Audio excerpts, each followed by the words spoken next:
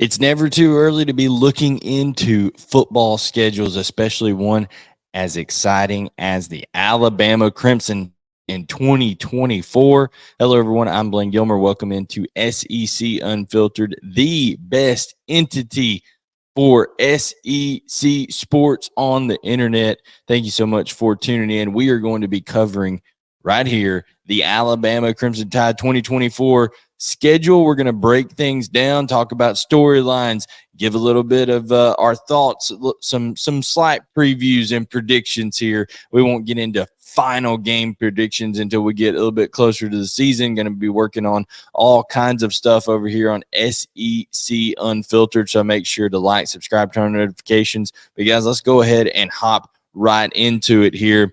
As we get going, we're going to talk about game number one, and that's August 31st, the opening game of the Kalen DeBoer era, the post-Nick Saban era in Tuscaloosa.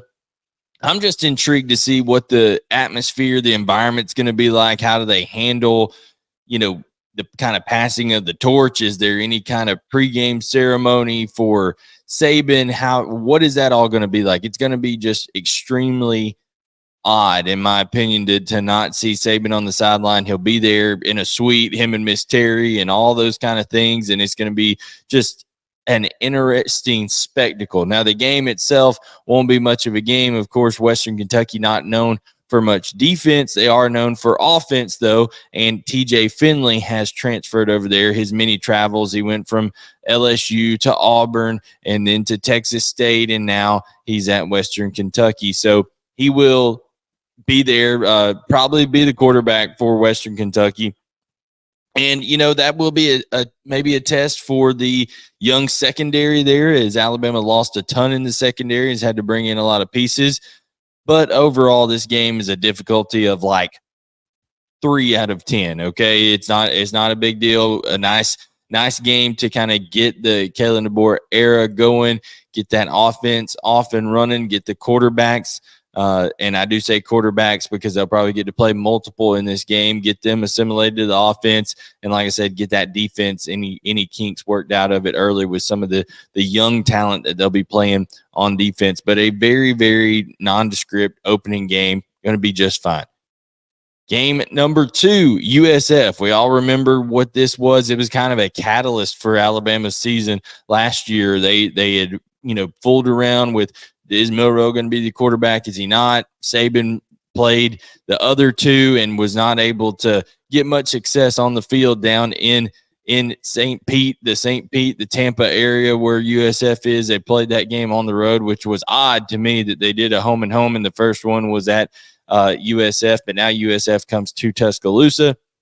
Again, Alabama should have no problem. Kalen DeBoer, this is actually that game last year is a gift to him to say, hey, you saw what these guys, when they put their best game forward, what they can do to you, things like that. So, like I said, I do think Alex Golesh is doing a great job down there. He took USF from 1-11 in 2022 to last year being 7-6, a bowl game. They did play Alabama hard in that game last year, but I don't think the Tide have any problem with this one. A difficulty, like I said, maybe 3.5 because Alex Golesh has a tough defense he has a tough offense for your defense to have to simulate with those wide spreads, things like that, those wide formations, just like Tennessee did, because that's where he came from, is from the Josh Heupel tree there in Tennessee. So an interesting game too, but not a difficult one. Then it does get a little difficult, okay, because this is going to be Kalen DeBoer and Alabama's first real test. They have to go on the road to the to the bounce house, okay, up there. They play jump around in the pregame, all that kind of stuff.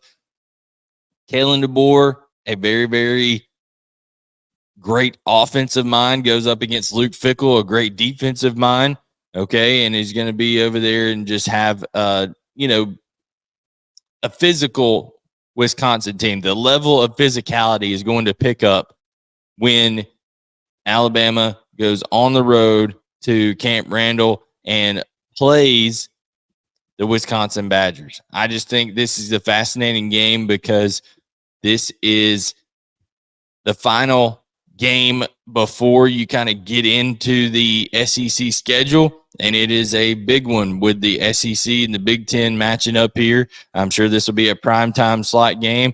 Alabama will probably be favored by a touchdown or more. I would say that you're looking at, maybe 6.5, 7-point favorites for Alabama on the road. Kalen DeBoer's first road game there for the Crimson Tide. But, nonetheless, you got to go on the road. I would say this is a difficulty of 5.56 for the Tide. I don't think that you put them like squarely on upset alert because I think they're just more talented overall. But this is a game you can't just go and sleepwalk through, especially on the road against a Wisconsin team that didn't do as well as they probably hoped they would have done in year one under Luke Fickell.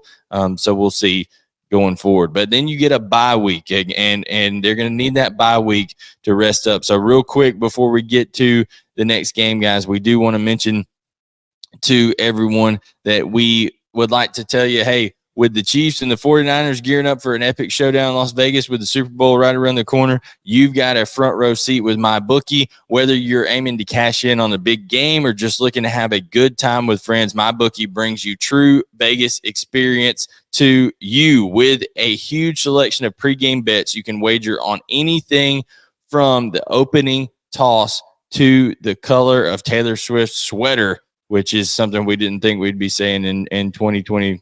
For a while back, guys, odd stuff going on. MyBookie is a platform that offers something to everyone. You don't need to be a pro to turn sports and pop culture knowledge into real cash in your wallet. Just sign up and make your first deposit day using the promo code SECU and choose from a variety of welcome offers and find one that suits your play style. You've got options. If you're itching for a sports book and a casino that amplifies the thrill and maximizes your winnings, MyBookie is your MVP. Bet anything, anytime, from anywhere, only with MyBookie. Now, guys, let's go ahead and get to the game that everybody is waiting for after that game up there with Wisconsin. You have a bye week, and then you welcome the Georgia Bulldogs in. Kalen DeBoer's first SEC game is the Georgia Bulldogs. Welcome to the SEC, because that is going to be one that both teams have circled in either bright Bulldog red or bright crimson right there, okay? It's going to be circled very, very big, and it's going to be a big game for many reasons. The question here is, the Alabama faithful will probably say, well, Alabama still has some psychological advantage over Georgia. It's just the Alabama thing and stuff like that. Georgia fan base would say, hey, it's all about, Saban was on the other side, and that was really the big advantage for Alabama. He just kind of had Kirby's number, and Kirby couldn't do anything against him other than that one game, but, things of that nature. So we'll see, guys, what it truly turns out to be. But I do know this. Georgia will come into this game favored probably. They'll probably be the more talented team in terms of the amount of depth that they have at all positions, with Alabama having lost some, in the portal and things of that nature. But it's still Alabama, Georgia, and it's still Alabama at home.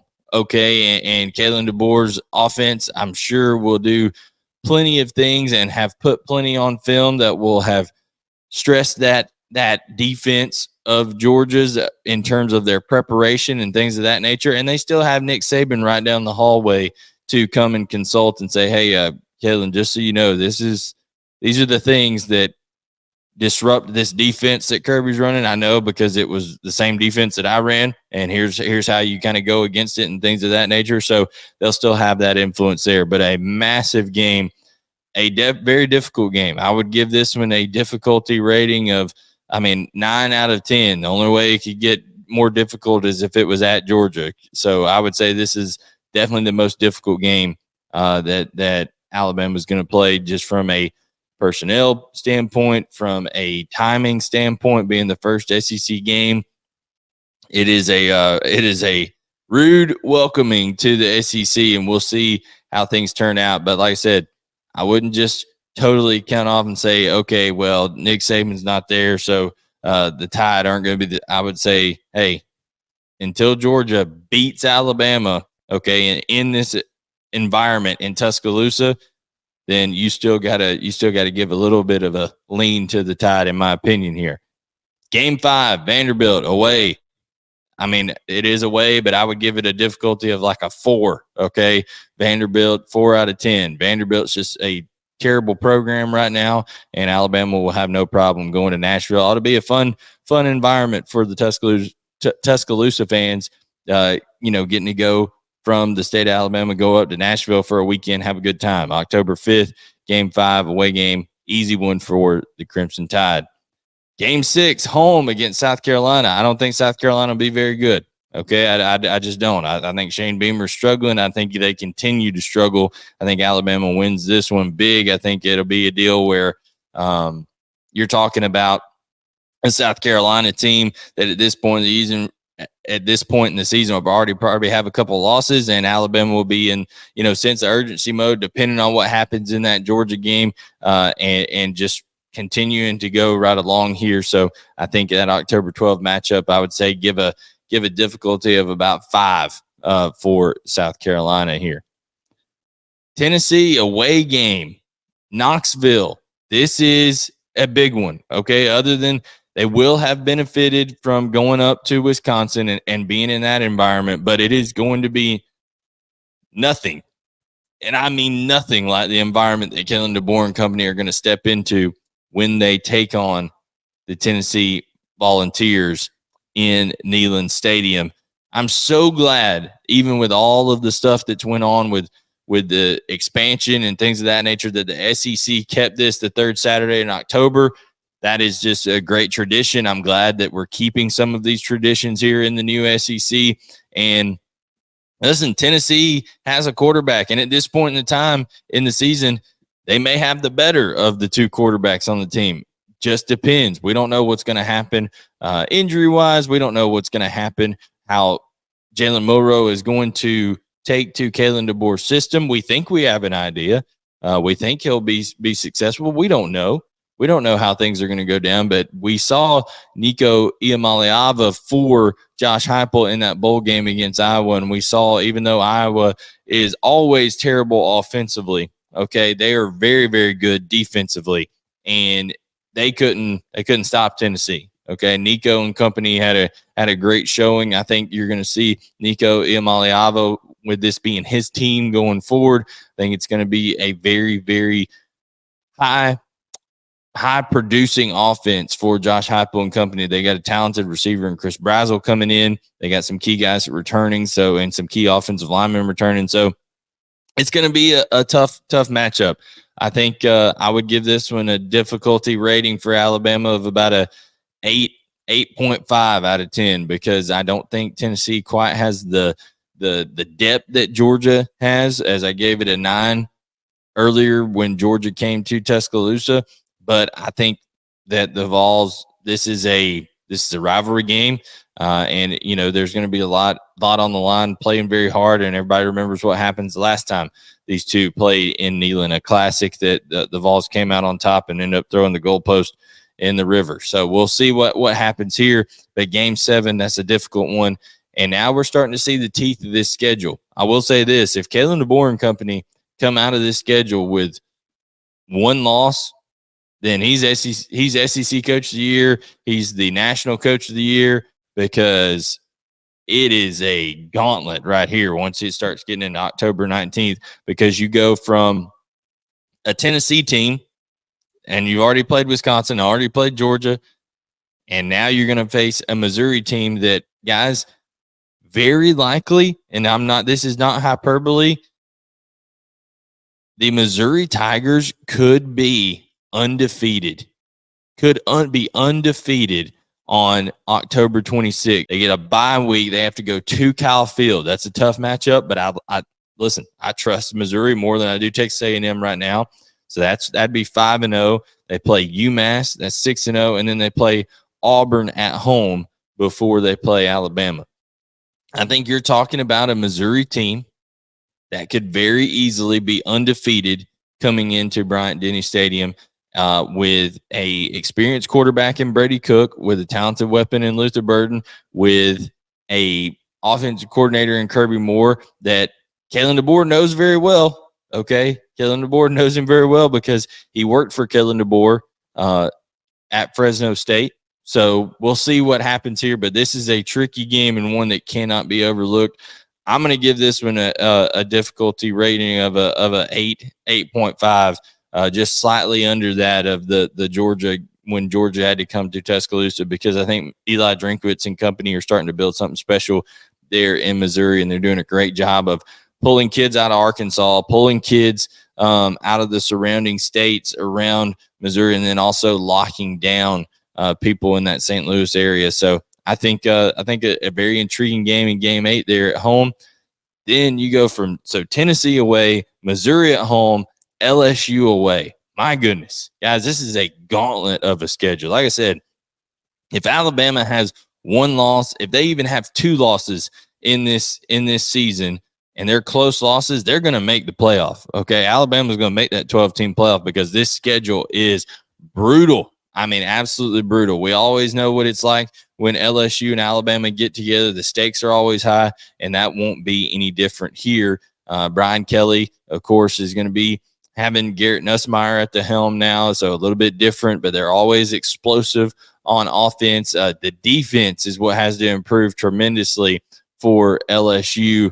We'll see. He brings in Blake Baker from Missouri, who was a big part of Missouri's success the last couple of years, building things there with Eli Drinkwitz. He comes back to kind of an area that is basically like home for him and his wife. And now it'll be interesting to see Blake Baker match up scheme-wise with Kalen DeBoer in this game.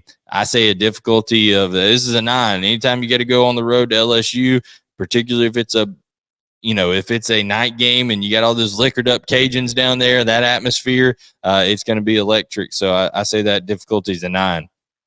Mercer, difficulty of about 1. Okay, this is like a scrimmage against the scout team. Okay, Alabama gets to rest up a little bit, but they deserve it after that just gauntlet, the 3 weeks back to back to back. So that's a big deal to get a little rest in this one, to get some young guys some playing time. Kind of massage any egos maybe in this one with the transfer portal. That's always a thing that you got to have to take care of now in college football today, and this is an opportunity to do it. Then you got to go on the road to Oklahoma. I mean, it just does not get any easier, guys. You got Brent Venables, who's a great defensive mind that is going to be taking on Kalen DeBoer on the road, Norman, Oklahoma. Historic environment, a environment that Alabama hasn't been to in forever. So we'll see what ends up transpiring here. Game 11 of the year, and you still got these kind of matchups. This is what you're going to see in the new SEC, guys. You're going to see week in, week out, marquee matchups, marquee environments. It's going to be electric. It's going to be something that you get to see the young Jackson Arnold take on this Alabama team. They brought in Deion Burks from Purdue, that is an absolute weapon. He was one of the fastest guys in college football, and now he's on Oklahoma's team. So there's so many things that you can look at in these matchups. But, guys, just going on the road to Norman, Oklahoma, and having to play within a span of, 5 weeks, a road game at Tennessee, a road game at LSU, now a road game at Oklahoma. That's a tough stretch and just a brutal schedule here for Alabama. I say give this one a difficulty of an 8, because I do think that Alabama has the better roster. But my goodness, it's going to be interesting to see where these teams are at this point in the year. And then, of course, the Iron Bowl. We all know what happened this past year, and that was with Saban at the helm. That was with Alabama's roster being a college football playoff roster, and we'll see. We'll see if it's that amount this year. But I do know this: the Iron Bowl, I think, is going to be more and more interesting as you go forward. It's regardless of the records, regardless of what these two teams have done going into it. We saw, it took a 4th and 31 by Jalen Milroe and Isaiah Bond, who, by the way, Isaiah Bond not there anymore at Alabama, now at Texas, to get that victory for Alabama. So, guys, it's a tremendous schedule. It's one that I think Alabama fans should be excited about because they get to go to some new environments. They get to go and be a part of this new SEC and really experience it firsthand. So enjoy that if you are an Alabama Crimson Tide fan, and then just enjoy these games, guys. Like I said, I'm not going to make game-by-game predictions of who's going to win what right now this early, but what I will say is if Alabama and Kalen DeBoer, Jalen Milroe, and all of that roster come out of this schedule that they have right here with one, maybe two close losses on the season, then I think you got to put Kalen DeBoer up there as one of the Coach of the Year nominees, and I think they're definitely going to make the playoff if that's the case, because, my goodness, it is a brutal schedule. Because they're going to have, if they only lose one, maybe two, they're going to have some wins that are better wins than anybody in the country out there. So that's what you got to look at there. Guys, thank you so much for tuning in. I am Blayne Gilmer. This is SEC Unfiltered. Make sure to like, subscribe, turn on notifications. Remember, presented by MyBookie. And we will catch you guys next time to talk more Alabama football, more SEC football on the best SEC entity on the entire internet, SEC Unfiltered.